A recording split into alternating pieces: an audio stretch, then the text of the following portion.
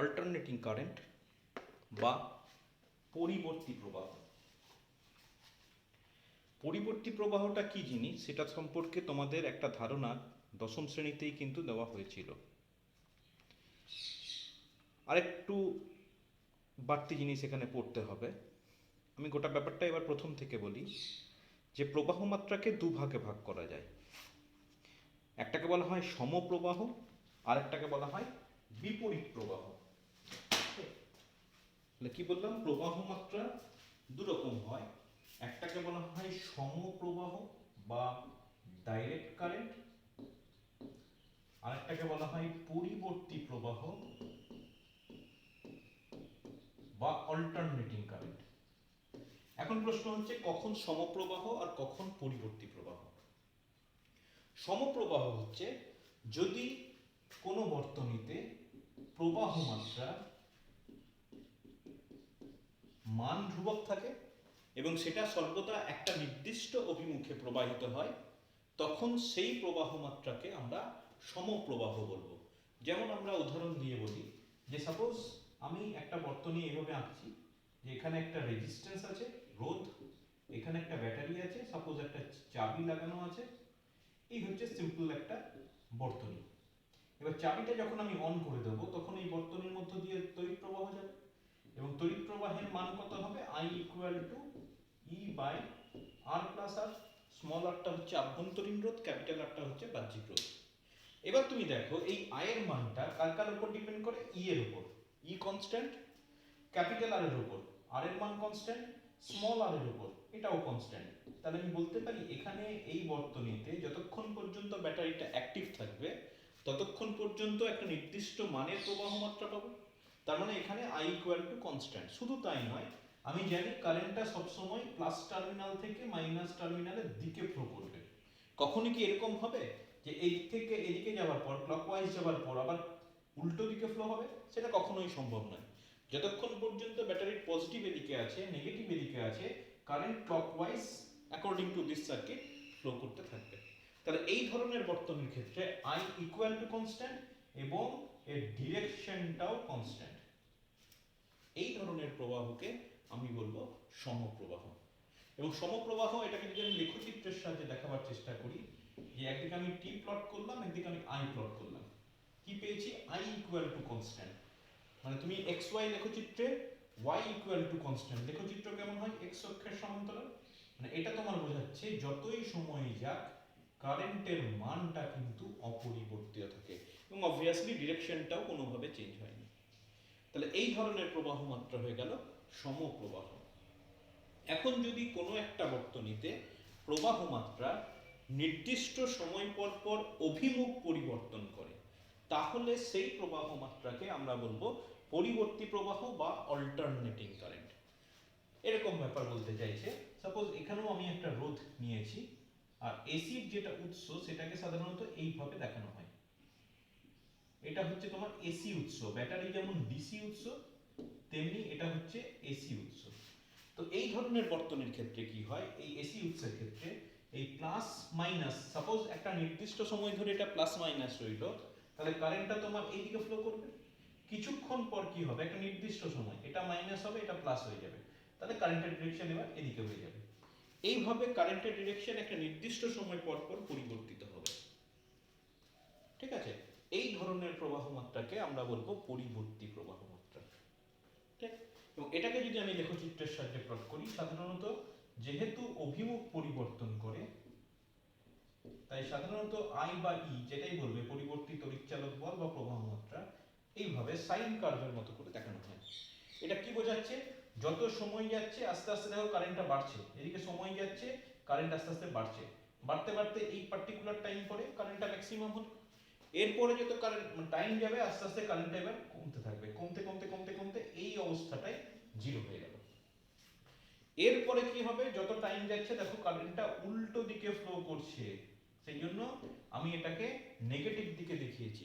তার মানে কি, এবার এটা উল্টো দিকে কারেন্টের মান ক্রমাগত বাড়ছে, এই জায়গায় কারেন্টের মান আবার ম্যাক্সিমাম হবে উল্টো দিকে, তারপর আবার কারেন্টের মান কমতে থাকবে, কমতে কমতে জিরো হয়ে যাবে, আবার এবার পজিটিভ দিকে, মানে আগে যেদিকে ফ্লো করছিল সেদিকে ফ্লো করতে থাকবে।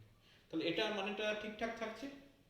তাহলে মূল ব্যাপার হলো যে নির্দিষ্ট সময় পর পর তড়িৎ প্রবাহের অভিমুখ পরিবর্তিত হবে। কতক্ষণ পর পর পরিবর্তিত হবে? যেহেতু এটা সাইন কার্ভ, প্রথমত বলে রাখি এই ক্ষেত্রে প্রবাহ মাত্রাকে আমরা সাইন ওমেগা টি প্লাস ফাই এই ফর্মে প্রকাশ করব। এটা হচ্ছে প্রবাহ মাত্রা। যদি তুমি তড়িৎ চালক বল বলো তাহলে সেক্ষেত্রে এটা হয়ে যাবে আইটাকে ই দিয়ে লিখবো। প্রতিটা টার্ম নিশ্চয়ই ওয়েভের মতোই হবে। তোমার ওয়েভের ব্যাপারটা আশা করছি মনে আছে, যে সাইনের বাইরে যেটা থাকে সেটা আমাকে কি দেয়? শীর্ষ মান বা পিক ভ্যালু। তাহলে এখান থেকে এতটা পর্যন্ত এটা হচ্ছে পিক ভ্যালু। এই যে এটাকে বলা হচ্ছে পিক ভ্যালু। মানে তুমি আই, যেহেতু আই প্লট করেছি, তাহলে তুমি বলতে পারো এটা হয়ে যাচ্ছে আই জিরো।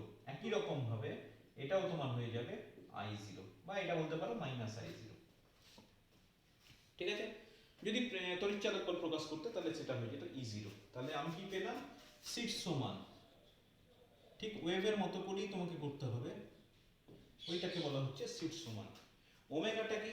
ওমেগাটাকে বলা হয় কৌণিক কম্পাঙ্ক, এবং ওমেগাকে তুমি লিখতে পারো 2 পাই এন অথবা 2 পাই বাই টি। অবভিয়াসলি এখানে এন হচ্ছে কম্পাঙ্ক আর টি হচ্ছে পর্যায়কাল। তাহলে এন ইকুয়াল টু হয়ে যাচ্ছে কম্পাঙ্ক বা ফ্রিকোয়েন্সি, আর এটা হয়ে যাচ্ছে টাইম পিরিয়ড বা পর্যায়কাল। আর ফাইটাকে বলা হয় প্রাথমিক দশা। ঠিক যেমন ওয়েভের ক্ষেত্রে ছিল, এখানেও তোমার একইভাবে রাশিগুলোকে তুমি বের করতে পারবে। মানে কোনো একটা এক্সপ্রেশন দেওয়া থাকলো, তোমাকে বললো এসির কম্পাঙ্ক বের করো, তখন সেক্ষেত্রে ওই ইকুয়েশন কম্পেয়ার করে যেভাবে তোমরা বের করে থাকো সেইভাবে তুমি বের করবে। সাপোজ তোমাকে বলে দিল যে I equal to 10 sine 100 pi T plus 45 degree. নিয়ে বললো তোমার এখানে কারেন্টের শীর্ষ মান কত? তাহলে কারেন্টের শীর্ষ মান হয়ে যাচ্ছে 10 অ্যাম্পিয়ার। অ্যাম্পিয়ার দেওয়া থাকবে। ফ্রিকোয়েন্সি কত? তাহলে এটা হয়ে যাচ্ছে ওমেগা। তাহলে 2 পাই এন সমান 100, তাহলে সেখান থেকে এন এর মান চলে এলো 50। আর তোমাকে যদি প্রাথমিক দশা চাই, প্রাথমিক দশা কত? তখন সেক্ষেত্রে সেটা হয়ে যাবে 45 ডিগ্রি বা পাই বাই 4। ঠিক যেমন ওয়েভের কম্পেয়ার করে করে তুমি নির্ণয় করেছিলে, এখানেও কিন্তু এসির ক্ষেত্রে একই রকমের নিউমেরিক্যালস তোমাকে দিতে পারে। ঠিক আছে? এটা গেল তোমার এসির বেসিক কথা, মানে এসি বা অল্টারনেটিং কারেন্ট কি জিনিস সেটা। আচ্ছা, ধীরে ধীরে আমরা আরেকটু এগোবো।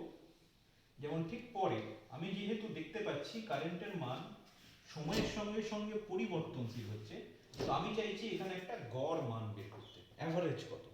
অ্যাভারেজ মানে বুঝতে পারছো, যেহেতু কারেন্টের মান প্রথমে 0, তারপরে ক্রমাগত বাড়ছে, বাড়তে বাড়তে ম্যাক্সিমাম, তারপর আবার কমছে, কমে পড়ে 0। মানে কারেন্টের মান যেহেতু ভীষণভাবে পরিবর্তনশীল, তাহলে আমার প্রথম টার্গেট হচ্ছে কতটা হবে গড় মান। তাহলে ফার্স্ট ক্যালকুলেশন আমরা যেটা করব সেটা হচ্ছে প্রথম অর্ধচক্রে প্রবাহ মাত্রার গড় মান, average value of current in first half cycle. প্রথম অর্ধচক্রে প্রবাহের বা প্রবাহ মাত্রার গড় মান। দেখো, প্রথম অর্ধচক্র মানে কি? শুধুমাত্র কিন্তু ফার্স্ট হাফ সাইকেল বলতে চাইছে। মানে আমি বলতে চাইছি এই প্রথম যেটুকু আমি সেট করলাম সেইটুকু অংশে, সেইটুকু অংশে গড় ভ্যালু কত হবে সেটা আমি জানতে চাইছি। আচ্ছা, এবার যেটা বলছিলাম যে কতক্ষণ পর পর দিক পরিবর্তন করছে সেই জিনিসটা একবার বুঝে নিই। যে আমার যদি টাইম পিরিয়ড টি হয়, তুমি জানো একটা ওয়েভের এখান থেকে এই পর্যন্তটা হচ্ছে টাইম পিরিয়ড। মানে একটা কমপ্লিট অসিলেশন করতে যে সময়টা লাগে সেটাকে তুমি টাইম পিরিয়ড বলেছিলে। তেমনি এখানেও তোমাকে যদি পর্যায়কাল বলতে বলে, তাহলে পর্যায়কাল হয়ে যাবে মানে যে সময়ে একটা কমপ্লিট সাইকেল, একটা সাইকেল কমপ্লিট করছে সেই সময়টাকে বলা হচ্ছে পর্যায়কাল। তাহলে এখান থেকে এক পর্যায়কাল যদি ক্যাপিটাল টি বলি, তাহলে এটা হচ্ছে ক্যাপিটাল টি। তাহলে এটা কত হবে? এটা হয়ে যাবে টি বাই 2, তাই না? তাহলে তোমাকে যদি প্রশ্ন করে কত সময় পর অভিমুখ পরিবর্তন করে, তোমার উত্তর হবে টি বাই 2 সেকেন্ড পর। টি যদি পর্যায়কাল হয় তাহলে সেক্ষেত্রে টি বাই 2 সেকেন্ড পর এসি সবসময় তার প্রবাহের অভিমুখটাকে পরিবর্তন করে। ঠিক আছে? বেশ, এবার চলে এসো প্রথম অর্ধচক্রে প্রবাহ মাত্রার গড় মান। তো আমাকে প্রবাহ মাত্রা বলেছে, তাহলে আমি ক্যালকুলেশনটা প্রবাহ মাত্রা ধরেই করব। যদি তড়িৎ চালক বল দিত তাহলে আমি তড়িৎ চালক বল ধরে করতাম। মানে I equal to I zero sine omega T করেছি, তখন সেক্ষেত্রে E equal to E zero sine omega T করতাম যদি আমাকে তড়িৎ চালক বলের ক্যালকুলেশন দিত। ঠিক আছে? বেশ, তাহলে I অ্যাভারেজ কত হবে? এখানে অ্যাভারেজটা শো করা হয় এইভাবে। অথবা আই নিচে এভি এভাবেও লিখতে পারো। যাই হোক, এখানে আমি লিখছি প্রথম অর্ধচক্র, সেই জন্য আমি নিচে লিখে রাখলাম T/2। T/2 মানে শুধু 0 থেকে T/2 পর্যন্ত আমাকে ক্যালকুলেশন করতে হবে, টোটালটা ক্যালকুলেশনের দরকার নেই। আচ্ছা, এবার আইটাকে আমি কি লিখবো? আই এর মান কি তোমরা জানো, চরতরিতে পড়েছো, I = dq/dt। তাহলে আমি যেভাবেই আই লিখি না কেন, আমার উপরে থাকবে আধান, নিচে থাকবে সময়। উপরে আধান, নিচে সময়। নিচে সময়টাকে আমি এইভাবে লিখছি dt। তাহলে এটা হয়ে গেল dt with limit 0 to t/2। দেখো ঠিক আছে, ইন্টিগ্রেশনের টার্মে লিখলে dt with limit 0 to t/2। আচ্ছা, উপরে পড়ে থাকছে dq। আচ্ছা, dqটাকে আবার ঘুরিয়ে লিখতে পারি, দেখো I dt। তাহলে এখানে আমি উপরে লিখে ফেলবো I dt 0 টু t/2। ঠিক আছে, এই ইন্টিগ্রেশনটুকু করতে পারলেই তোমার ক্যালকুলেশনের মান চলে আসবে। আচ্ছা, কিভাবে করে ফেলি দেখো, উপরে I এর মানটা বসিয়ে দাও। তাহলে I এর মান যদি বসাই, তোমার পড়ে থাকছে I0 integration sin omega t dt with limit 0 to t/2। যেহেতু I0 টা কনস্ট্যান্ট, আমি ইন্টিগ্রেশনের বাইরে বের করে দিলাম। নিচে আছে dt। আচ্ছা, dt এর ইন্টিগ্রেশন t, এবার মানটা যদি বসিয়ে দিই তাহলে t/2। তোমরা নিশ্চয়ই ডেফিনিট ইন্টিগ্রাল করেছো, আমি আরেকটু দেখিয়ে দিলাম। আপার limit minus lower limit, t নির্ণয় করলাম, তারপর লিমিট বসালাম t/2 - 0। আচ্ছা, এবার এটা t/2 হয়ে গেল। তাহলে এটাকে উপরে যদি গুণ করে দিই, আমার পড়ে থাকছে দেখো 2I0/t, রাইট? 2I0/t। এবার পড়ে আছে তোমার এটার ইন্টিগ্রেশন, সাইন এর ইন্টিগ্রেশন কি হয়, cos মাইনাস cos হয়। তাহলে এখানে তোমার হয়ে যাচ্ছে minus cos omega t divided by omega. আর লিমিটটা এখনো বসানো হয়নি, তাহলে লিমিটটা আমি লিখে রাখলাম 0 টু t/2। ঠিক আছে, খুব সিম্পল ইন্টিগ্রেশন, কিন্তু জটিলতা কিছু নেই। সাইন বা cos এর ইন্টিগ্রেশন হচ্ছে একদম বেসিক স্টেপস। ইন্টিগ্রেশনের প্রথমেই সাইন cos এর ইন্টিগ্রেশন শেখানো হয়। আচ্ছা, এবার পরের লাইনে, তাহলে আমার পড়ে থাকছে 2I0/t। আচ্ছা, একটা ওমেগাও চলে এসেছে। আচ্ছা, ওমেগা সমান লিখতে পারি 2π/t। এই ওমেগাটা লিখলাম, এই ওমেগাটা 2π/t করে দিলাম। আচ্ছা, মাইনাস সাইন ছিল, আমি এটাকে প্লাস সাইনে কনভার্ট করছি, এটা cos ওমেগা t করে দিলাম। তাহলে সেক্ষেত্রে লিমিটটা উল্টে যাবে। তোমরা এগুলো জানো নিশ্চয়ই, যে লিমিটটা চেঞ্জ করলে প্লাসটা মাইনাস হয়ে যায়, মাইনাসটা প্লাস হয়ে যায়। এখানে একটা মাইনাস ছিল, সেজন্য আমি কি করলাম, লিমিটটাকে ইন্টারচেঞ্জ করে নিলাম। আচ্ছা, এখানে t t কেটে যাচ্ছে, 2 2 কেটে যাচ্ছে, তার মানে এখানে পড়ে থাকছে তোমার I0/π, রাইট? আচ্ছা, cos omega t, cos omega t এটাকে একটু ভেঙে লিখি। তাহলে cos ওমেগা মানে হচ্ছে 2π/T ইনটু t, এটার উপর ইন্টিগ্রেশন, স্মল t এর উপর লিমিট আসবে t/2 0। তাহলে এটা পড়ে থাকছে I0 ডিভাইডেড বাই পাই। আচ্ছা, টিটা 0 বসাও, তাহলে cos 0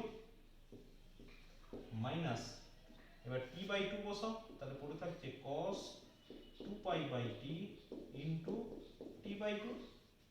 যেগুলো তুমি মুখে মুখে করতে পারবে সেই লাইনগুলো বাদ দিতে পারো, আমি প্রতিটা লাইন করে দেখাচ্ছি। তার মানে এমন নয় যে তোমাকে পরীক্ষায় প্রতিটা লাইন করতে হবে। তোমার যদি মুখে মুখে করা যায় মনে হচ্ছে, ইন্টিগ্রেশন করতে করতে তুমি অভিজ্ঞ হয়ে গেছো, তাহলে সেক্ষেত্রে সেই লাইনগুলো তুমি করে না দেখালেও চলবে। আচ্ছা, এখান থেকে টি টি কেটে গেল, 2 2 কেটে গেল, দেখো পড়ে থাকছে cos পাই। তাহলে cos পাই মানে হচ্ছে -1, তাহলে এটা পড়ে থাকছে 1 মাইনাস -1, তাহলে 1 + 1 2, তাহলে পড়ে থাকছে 2I0/π।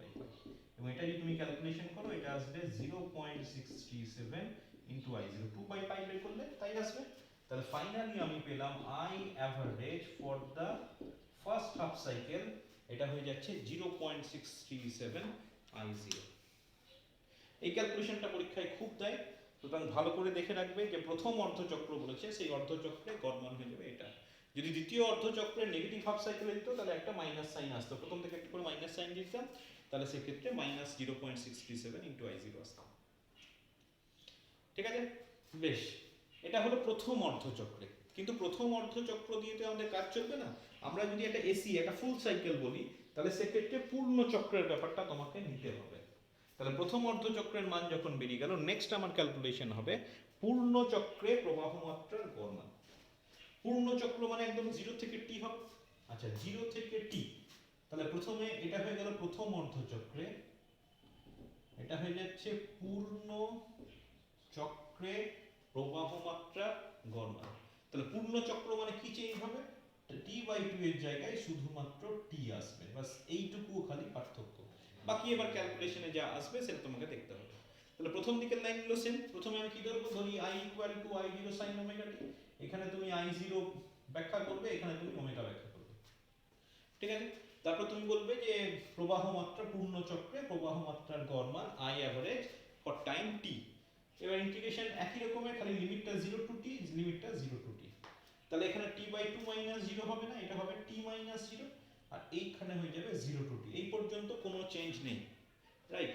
তাহলে এখানে শুধু t ছিল, তাহলে এই টুটা থাকবে না আর এইটাও থাকবে না। এরপর থেকে আমি করছি, দেখে নাও আমার এইটুকু একই রকম ভাবে হয়ে গেল। Calculation almost same. দেখো এই পর্যন্ত হয়ে যাচ্ছে কমন, ইন্টিগ্রেশন পর্যন্ত। এবার লিমিট বসাতে গিয়ে আমার একটু চেঞ্জ আসবে, ঠিক আছে। এখানে T/2 ছিল বলে উপরে 2 চলে এসেছিল, এখানে T/2 নেই, তাহলে উপরে 2টা থাকবে না। এস, এবার আগের মতোই আমি করে ফেলি। তাহলে পড়ে থাকছে I0/t, ওমেগাটা বাইরে বেরিয়ে আসছে, এখানে মাইনাস সাইন ছিল, মাইনাস সাইনটাকে আমি প্লাস করে দিলাম, তাহলে এটা পড়ে থাকছে cos ওমেগা t, লিমিট হয়ে যাবে t থেকে 0, ঠিক আছে। আচ্ছা, এবার আমি ওমেগার মানটা বসিয়ে দিই। তাহলে I0t, এটা হয়ে যাচ্ছে 2π/t, তাহলে এটা হয়ে যাচ্ছে cos 2π/t into t, t to 0। তাহলে এটা পড়ে থাকছে t, t ক্যান্সেলস আউট, তাহলে এটা হয়ে যাচ্ছে I0/2π। আচ্ছা, এটা হয়ে যাচ্ছে 0 বসালে cos 0 মাইনাস t বসালে cos 2π। এবার cos 0 মানে হচ্ছে 1 আর cos 2π সেটাও 1, তাহলে ওভারঅল ব্যাপারটা হয়ে গেল 0। তাহলে I average for full half cycle is 0। তো এটাই তো এক্সপেক্টেড, তার কারণ তুমি দেখো এসি তে ফুল হাফ সাইকেলে এদিকে আর নেগেটিভ এদিকে, যতটা তোমার উপরে আছে ততটাই নিচে আছে, তাহলে গোটাটার যদি আমি গড় মান নিই তাহলে এক্সপেক্টেড সেটা 0ই আসবে, তাই না। তাহলে সেক্ষেত্রে যেটা এক্সপেক্টেড রেজাল্ট সেটাই কিন্তু আমি অঙ্কে পেয়েছি। এটাও কিন্তু পরীক্ষায় তোমাদের জন্য থাকে প্রশ্ন, যে পূর্ণ অর্ধচক্রে প্রবাহ মাত্রা মান কত। আচ্ছা, এবার তুমি একটু ভালো করে ভেবে দেখো যে পূর্ণ চক্রে আমার গড় মান 0 আসছে, কিন্তু এফেক্ট তো 0 নয়। আমি যদি একটা ফুল সাইকেল ধরে একটা এসি কোনো একটা সার্কিটের মধ্যে ফ্লো করাই, তাহলে সেটার মধ্যে নানা রকমের এফেক্ট আসবে। তাহলে আমি সার্কিটের মধ্যে এসি চালালে একটা এফেক্ট আসছে, কিন্তু আমার গড় মান আসছে 0। এই ব্যাপারটা কিরকম একটা লাগছে না, যে অ্যাজ ইফ আমার কিছুই করছি না অথচ অনেকটা ফাইনাল রেজাল্ট পেয়ে যাচ্ছি। একটা সার্কিটের মধ্যে খানিকক্ষণ ধরে যদি এসি চলে, সাপোজ 5টা সাইকেল কমপ্লিট করলাম বা 10টা সাইকেল কমপ্লিট করলাম, বা তুমি মনে করো 1 ঘন্টা ধরে চালালে, তাই তো 1 ঘন্টা ধরে চালানোতে তোমার মনে করো 500টা সাইকেল কমপ্লিট হলো। এবার 1 ঘন্টা ধরে চালালে তোমার তো ইলেকট্রিক বিল আসবে, রাইট। ইলেকট্রিক বিল আসবে, হিটিং এফেক্ট হবে, অনেক কিছু হবে। কিন্তু যখনই তুমি অ্যাভারেজ নিয়ে নেবে তখন কি দেখাবে, যে অ্যাভারেজ ভ্যালু হচ্ছে 0। তো তুমি তো তর্ক করতেই পারো আমার তো অ্যাভারেজ ভ্যালু 0, তাহলে আমার ইলেকট্রিক বিল আসবে কেন। ব্যাপারটা আশা করছি বোঝাতে পারলাম। তো তখন এই সমস্যাটা দূর করার জন্য, যে টোটাল সাইকেলে যদি অ্যাভারেজ ভ্যালু 0 চলে আসে, একটু ভাবনা চিন্তা করতে আমাদের অসুবিধা হয়। তখন নতুন একটা কারেন্টের কনসেপ্ট দেওয়া হলো, আরএমএস ভ্যালু অফ কারেন্ট। তো দুটো ক্যালকুলেশন যেহেতু আমি কারেন্ট দিয়ে করেছি, এবার আমি করব আরএমএস ভ্যালু অফ ইএমএফ। মানে দু রকমই আমি করিয়ে রাখছি, পরীক্ষায় যেমন আসবে তুমি সেরকম করবে। আচ্ছা, আরএমএস ভ্যালু মানে কি? আরএমএস মানে ঠিক যা করেছিলে আরএমএস ক্লাস 11 একটা আরএমএস ভ্যালু অফ ভেলোসিটি ছিল, তো ওখানে যা ছিল এখানেও কিন্তু কনসেপ্টটা সেম। মানে আমি মুখে বলছি রুট মিন স্কোয়ার, কিন্তু আমি যখন ক্যালকুলেশন করব আমার ক্যালকুলেশন হবে উল্টো দিক থেকে। মানে প্রথমে স্কোয়ার, তারপর মিন, তারপর রুট, রাইট। প্রথমে স্কোয়ার, তারপর মিন, তারপরে রুট। আচ্ছা, তাহলে এখানে তোমার কি হবে, আমি প্রথমে ধরে নিলাম E = E0 sin omega t, যেহেতু আমাকে ইএমএফ দিয়ে বলেছে সেই জন্য আমাকে এই ধরনের ব্যাপার ধরতে হবে। তাহলে E0 sin ওমেগা t। আচ্ছা, এখানে যখন করব IRMS, আচ্ছা প্রথমে আমি স্কোয়ার মানে রুট ওভারটা আমি লাস্টে করব। তাহলে আমি প্রথমে বের করছি মিন স্কোয়ার, তাহলে IRMS স্কোয়ার হবে। আচ্ছা, এখানে চেঞ্জ কি আসবে, ফুল সাইকেলে নিশ্চয়ই, তাহলে এটা হবে 0 টু t/2, আর এটা পড়ে থাকবে dt, এটা তো কোনো চেঞ্জ হওয়ার কথা নয়। আচ্ছা, এখানে উপরে যেটা আসবে এতক্ষণ ছিল I dt, এটা হয়ে যাবে I² dt। বাস এইটুকু খালি পার্থক্য আসবে বা ক্যালকুলেশন যা আছে সেটা হচ্ছে তোমার। ঠিক আছে, যেহেতু আমি আই স্কোয়ার বের করছি, তাহলে এখানে যখন তোমার ক্যালকুলেশন আসবে তখন সেক্ষেত্রে আই স্কোয়ার তোমাকে আনতে হবে। ঠিক আছে, এখন যদি তোমাকে প্রশ্ন করে আরএমএস ভ্যালুটা কি, আরএমএস ভ্যালু কাকে বলে, তখন তোমাকে বলতে হবে যে আমি কোনো একটা বর্তনীতে কিছুক্ষণ ধরে সাপোজ এসি চালালাম। ঠিক আছে, এসি চালালাম, সেটার জন্য তো একটা নির্দিষ্ট হারে তাপ উৎপন্ন হবে, সাপোজ ডিকিউ বাই ডিটি, তাপ উৎপাদনের হার, এক্সপেক্টেড তাপ উৎপাদনের হার। এসি মানে কি, কারেন্টের মানটা চেঞ্জ হয়েছে। প্রথমে সাপোজ প্রথমে 0 ছিল, 5 অ্যাম্পিয়ার, 10 অ্যাম্পিয়ার, 15 অ্যাম্পিয়ার, তারপর 20 অ্যাম্পিয়ার, তারপর 25 অ্যাম্পিয়ার, তারপর 30 অ্যাম্পিয়ার, তারপর আবার আস্তে আস্তে কমেছে, মনে করো 30, 25, 20, 15, 10, 5, 0, এইভাবে মনে করো এসি কারেন্টটা হয়েছে। এবার এই এসি কারেন্টটা ফ্লো করার জন্য একটা নির্দিষ্ট হারে তাপ উৎপাদন হয়েছে। ঠিক, এবার তুমি ভাবো কত পরিমাণে তাপ উৎপন্ন হয়েছে, সাপোজ 100 ক্যালোরি পার সেকেন্ড। যেহেতু তাপ উৎপাদনের হার বলছি, বাই টাইম হবে, তাহলে ডিকিউ বাই ডিটি আমি ধরে নিলাম 100 calorie per second. RMS value কাকে বলছে, যে এই পরিমাণ বা এই হারে তাপ উৎপন্ন করার জন্য যে পরিমাণ ডিসি কারেন্ট আমাকে পাঠাতে হবে, সাপোজ ডিসি কারেন্টের মান হয়ে গেল, এই মনে করো ডিসি কারেন্টের মান হয়ে গেল এই সাপোজ 17 অ্যাম্পিয়ার, এগুলো 0 অ্যাম্পিয়ার, এগুলো অ্যাম্পিয়ার ছিল, তাহলে 17 অ্যাম্পিয়ারকে বলা হবে RMS value of AC current, ওই এসি কারেন্ট। আবার বলছি, কোনো একটা বর্তনীর মধ্য দিয়ে একটা এসি কারেন্ট ফ্লো করছে, এসি কারেন্টটা সময়ের সঙ্গে সঙ্গে এভাবে চেঞ্জ হচ্ছে, 0, 5, 10, 15, 20, 30 এইভাবে করে আবার 0 হয়ে যাচ্ছে। এবং তার জন্য কতটা হিটিং হচ্ছে, 100 ক্যালোরি পার সেকেন্ড এই হারে তাপ উৎপন্ন হচ্ছে।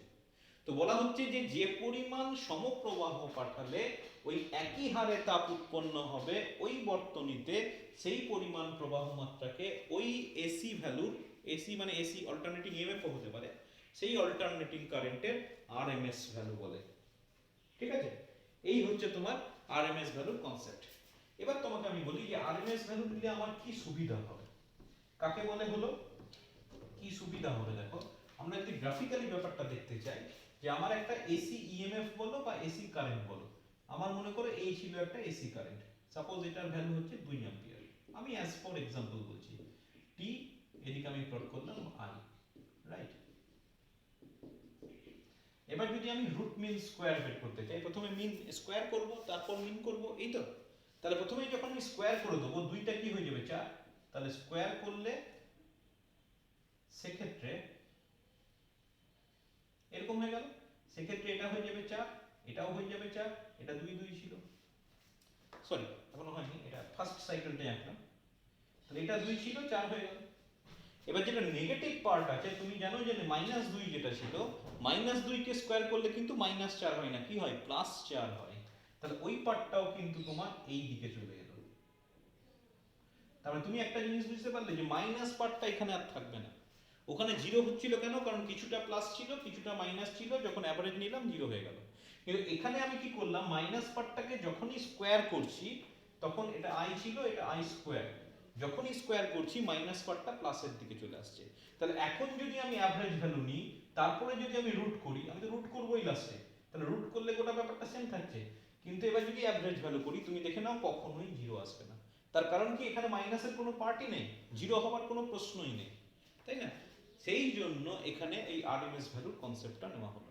আর আরএমএস ভ্যালু কাকে বলে সেটাও তোমাকে বললাম, যে কোনো নির্দিষ্ট পরিমাণ এসি কোনো একটা বর্তনীতে নির্দিষ্ট সময় ধরে প্রবাহিত হলে যে হারে তাপ প্রবাহিত হবে, সেই পরিমাণ তাপ উৎপন্ন করার জন্য ওই বর্তনীতে যে নির্দিষ্ট পরিমাণ সমপ্রবাহ পাঠাতে হবে, তাকে ওই এসি বর্তনীর আরএমএস ভ্যালু বলা হয়।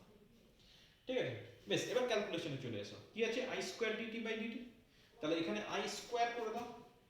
আচ্ছা, নিচেরটা কিন্তু টি থাকছে, তাহলে এটা হচ্ছে I0 square sine square omega T D T with limit 0 to T, আর নিচে পড়ে থাকছে দেখো সিম্পল টি। ঠিক আছে, তাহলে I0 স্কোয়ারটাকে বাইরে বের করে দিলাম, বাই টি, ভেতরে পড়ে থাকছে দেখো sign square omega T DT. আচ্ছা, এই ইন্টিগ্রেশনটা তোমাদের কাছে নতুন নয়। এই ধরনের ইন্টিগ্রেশনগুলো কিভাবে করতে হয় তুমি জানো?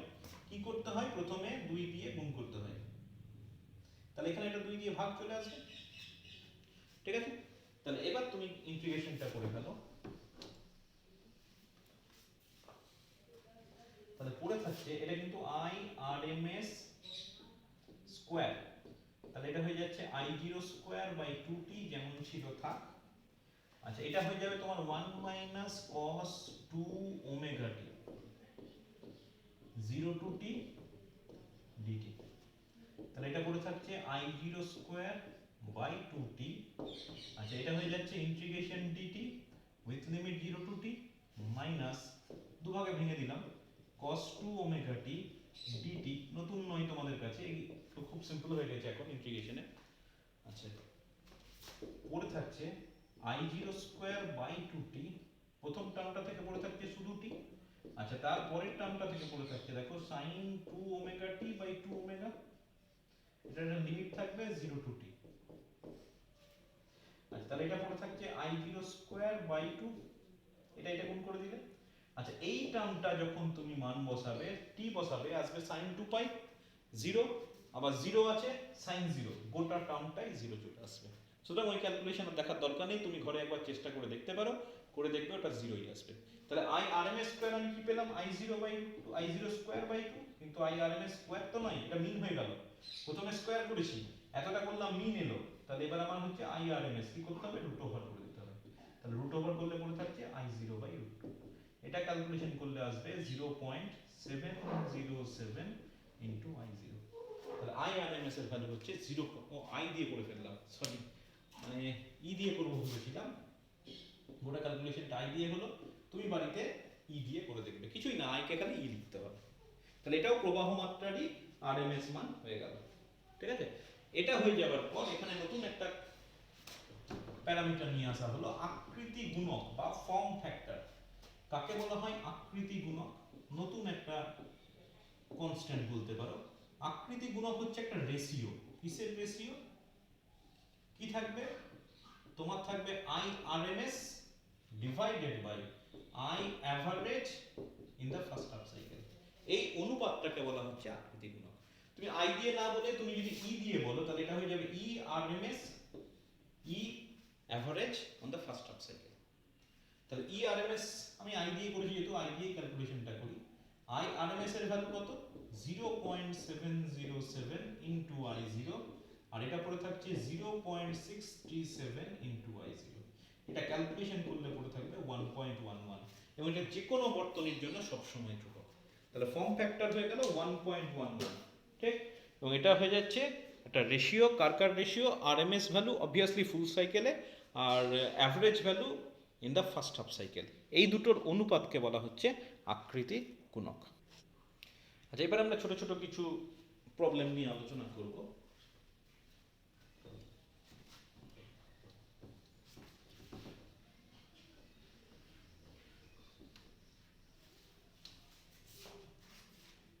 যেমন দেখো, বলছে যে এসি অপেক্ষা ডিসি কোনো নির্দিষ্ট ভোল্টেজ বলে দিল, সাপোজ 220 ভোল্ট। বলছে 220 ভোল্ট ডিসি অপেক্ষা 220 ভোল্ট এসি বেশি বিপজ্জনক,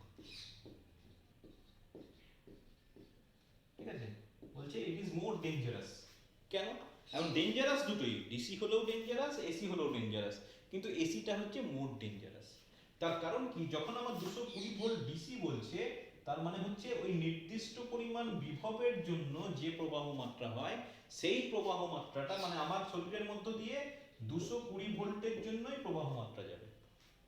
কিন্তু যখন আমি 220 ভোল্ট এসি বলছি, তুমি সবসময় মনে রাখবে যে এসি 220 ভোল্ট মানে হচ্ছে, এটা হচ্ছে আরএমএস ভ্যালু। আমাদের সবসময় আরএমএস ভ্যালু দিয়ে প্রকাশ করা হয়, তার কারণ আমি একটু আগে ব্যাখ্যা করলাম। এমনি ভাবে যদি প্রকাশ করি, তাহলে সেক্ষেত্রে total average value over the full cycle will be 0। তাহলে সেক্ষেত্রে আমাকে কিন্তু সবসময় যখন প্রকাশ করতে দিচ্ছে, কোনো একটা মান দিচ্ছে, তুমি নিশ্চিতভাবে ধরে নেবে সেটা আমাকে আরএমএস ভ্যালু দিচ্ছে। তাহলে এটা হচ্ছে আরএমএস ভ্যালু অফ এসি। তাহলে ই আরএমএস হয়ে যাচ্ছে 220 ভোল্ট। তাহলে আমি জানি ই আরএমএস মানে হচ্ছে E zero by root two, একটু আগে করেছি, where E zero is the peak value. তাহলে পিক ভ্যালু E0 কত হচ্ছে √2 ইনটু 220, এটা যদি ক্যালকুলেশন করো তোমার আসবে 311 ভোল্ট। তার মানে ম্যাক্সিমাম যে পরিমাণ কারেন্ট যেতে পারে সেটা হচ্ছে 311 ভোল্টের জন্য, যেখানে ডিসির জন্য ম্যাক্সিমাম যে কারেন্ট যেতে পারে সেটা 220 ভোল্টের জন্য। অবভিয়াসলি এই ডিফারেন্সটা কিন্তু খুব একটা কম নয়, 220 আর ওখানে 311, তার মানে তোমার প্রায় 100 হলে তোমার 320 হতো, 9 কম মানে 91 ভোল্ট বেশি কারেন্টে, মানে ভোল্টটা তো বিভব প্রভেদের একক, 91 ভোল্ট এর জন্য যে পরিমাণ কারেন্ট হয় সেই পরিমাণ কারেন্ট, বেশি পরিমাণ কারেন্ট তোমার শরীরের মধ্য দিয়ে প্রবাহিত হবে, সেটা একটা হিউজ মান। সুতরাং সেক্ষেত্রে এসি হলে তোমার শরীরের বেশি ক্ষতি করবে। শুধু তাই নয়, এসি মানে হচ্ছে কারেন্টের ডিরেকশন ক্রমাগত পরিবর্তন হবে, তোমার শরীরের মধ্য দিয়ে একটা নির্দিষ্ট দিকে কারেন্ট নয়, বারবার প্রবাহ মাত্রা হবে, সেটা শরীরের ভেতরের অংশকে অনেক বেশি ক্ষতিগ্রস্ত। ঠিক আছে, তাহলে এই হলো তোমার 220 ভোল্ট ডিসি অপেক্ষা 220 ভোল্ট এসি কেন বেশি বিপজ্জনক। বেশ, এবার একটা প্রশ্ন খুব দেয়, পরীক্ষাতেও দিয়েছে, যে একটা বাড়িতে 220 ভোল্ট রয়েছে আর 50 হার্জ কম্পাঙ্ক রয়েছে। এটা কিন্তু খুব কমন, আমাদের ভারতবর্ষে মোটামুটি সবার বাড়িতে এই ভোল্টেজ আর এই ফ্রিকোয়েন্সির এসি প্রবাহিত হয়। যদি বাড়ির কথা বলি, শুধুমাত্র হাউস হোল্ডিং, নট হসপিটাল আর ইন্ডাস্ট্রিয়াল, সেরকম নয়, আমাদের বাড়ির ক্ষেত্রে কিন্তু সবার বাড়ির ক্ষেত্রে 220 ভোল্ট আর এটা হয়ে যাচ্ছে 50 হার্জ। তাহলে সেক্ষেত্রে তোমাকে বলেছে write the equation of instantaneous voltage, অর্থাৎ তাৎক্ষণিক বিভব প্রভেদের রাশিমালা লেখো। তাৎক্ষণিক বিভব প্রভেদের রাশিমালা লেখো। তার মানে কি লিখতে হবে, তোমাকে অ্যাকচুয়ালি লিখতে চাইছে, মানে তোমার কাছে চাইছে তুমি এই জিনিসটা লেখো, E equal two E0 sin omega t, এটা হচ্ছে ইনস্ট্যান্টেনিয়াস ভ্যালু অফ ইএমএফ।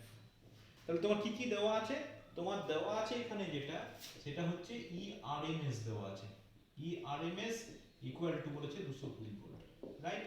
আর এখানে বলেছে n ইকুয়াল টু 50 হার্জ।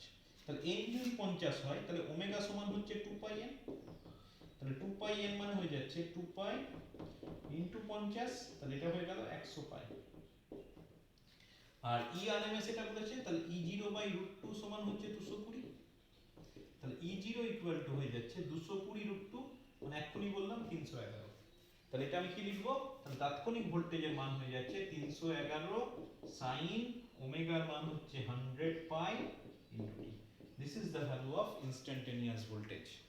ঠিক আছে, ভোল্টেজ ইকুয়েশন।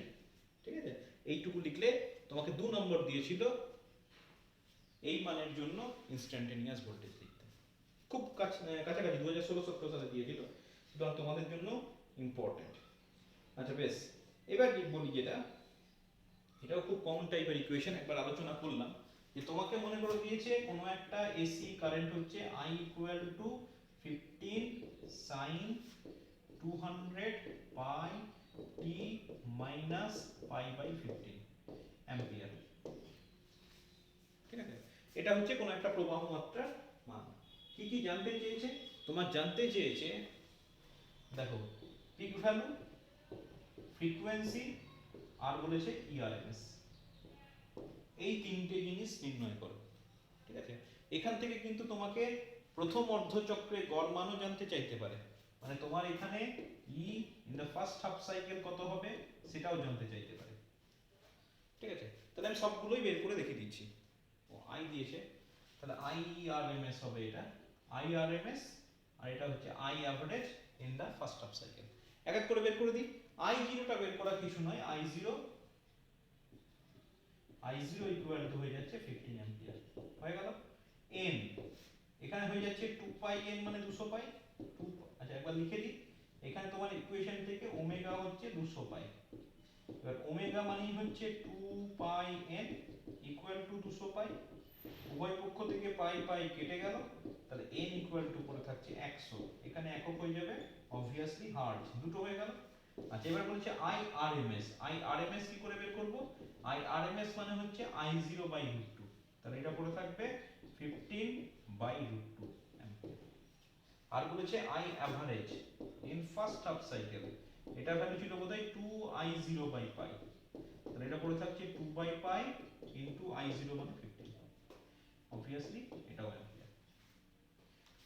ঠিক আছে, সুতরাং এইভাবে তোমাকে কোনো একটা এক্সপ্রেশন দিয়ে যা খুশি মানে যা যা নির্ণয় করা যায় সব কিছু তোমাকে দিতে পারে, তোমাকে বুঝে বুঝে এই জিনিসগুলো করে ফেলতে হবে।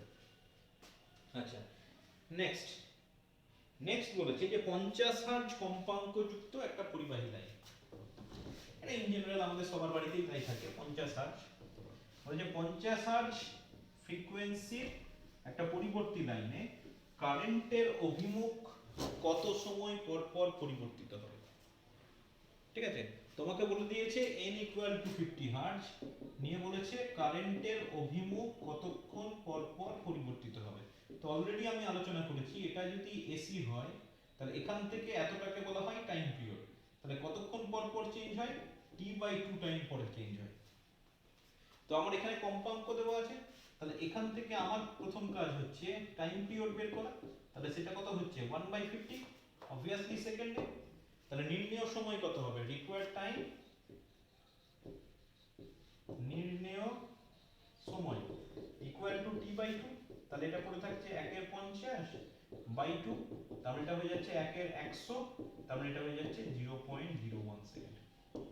দেখেন, তাহলে এটা হয়ে যাচ্ছে 0.01 সেকেন্ডে প্রবাহের অভিমুখ পাল্টে যাবে বা প্রবাহের অভিমুখ তোমার এখানে বিপরীত হবে। ঠিক আছে।